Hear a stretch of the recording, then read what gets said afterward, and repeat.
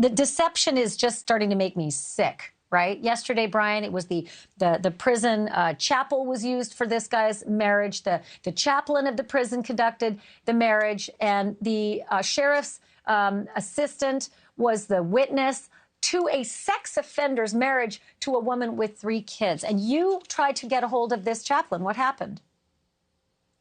We did. We wanted to talk to the chaplain. I had called him yesterday and left him a voicemail, didn't get a response. You mentioned it. I mean, no one wants to talk when it comes to this case. No one.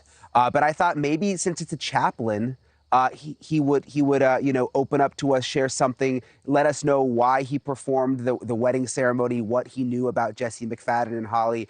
Take a look. We went to his house. He actually lives about an hour from here in Tulsa, and went to the door. They were watering the lawn there. There was clearly someone home. Knocked on the door, trying to talk to chaplain Kenneth Farnham, but no one came to the door, Ashleigh. And I also did get a text from him that just said, no comment, period. And that was it. So apparently we are not going to be hearing from the chaplain. Well, maybe not this way, but he better answer someone as to why he legally married a sex offender to a woman with 3 teenagers and didn't sort of red flag that and let it happen at the prison chapel. And then there's that witness, the sheriff's administrative assistant, who also is in charge of registering sex offenders. That's what she's supposed to be doing for a living. That's what her LinkedIn says. So her son is a sheriff's deputy. He made the only on-site compliance check for Jesse McFadden. What did the sheriff's department say about all this when you went to knocking? Well, first of all, we've been trying to talk to the sheriff's department for quite some time. I have been, your team has been. Yesterday, we were trying to get to the bottom of what was going on with the sheriff's assistant who, is in charge of the sex offenders. And also, her signature is also on the marriage license.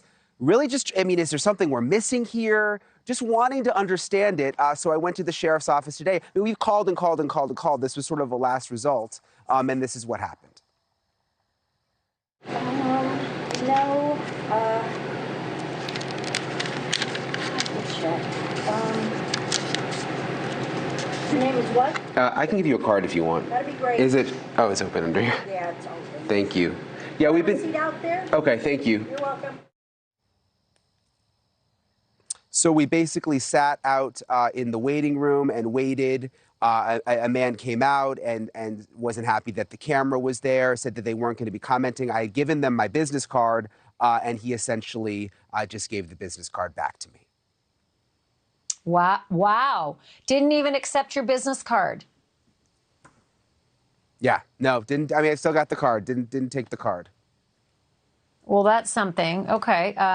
Again, I don't always expect that law enforcement is going to, work with us when there's a horrible, disgusting, foul crime. But when they have been screwing up, I think they have some answers that we deserve as citizens.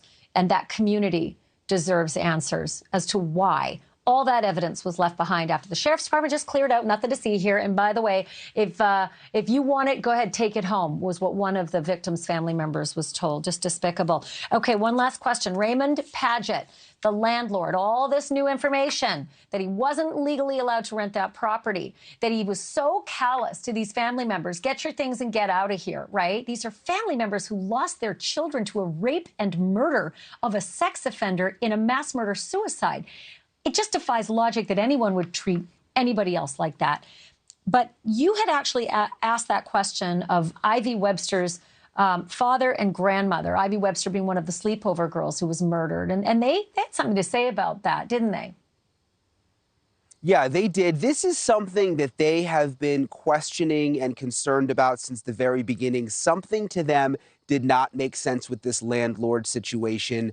How Jesse McFadden ended up here, how he was able to rent the place. So when the paperwork emerged showing that the farm behind me, that the house behind me was in a receivership and that it was not allowed to be legally rented, they sort of could believe it because something didn't feel right. But at the same time, they couldn't believe it. They have questions. How was he here? Why was he here? Who was he paying? If there was no lease, how did all of this happen?